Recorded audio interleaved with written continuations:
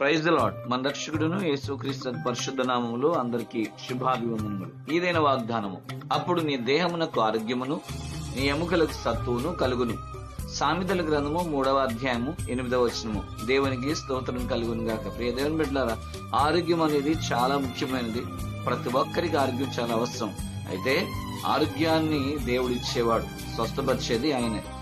దేవుని వాక్యం సెలవిస్తుంది, మన దేహానికి స్వస్థత ఆరోగ్యం ఎప్పుడు వస్తుందంటే ఎప్పుడైతే మనం చెడుతనాన్ని విసర్జిస్తామో అప్పుడే మనం దేవుని సన్నిధిలో యథార్థవంతులుగా ఉన్నప్పుడు స్వస్థత ఇస్తాడు ఆయన.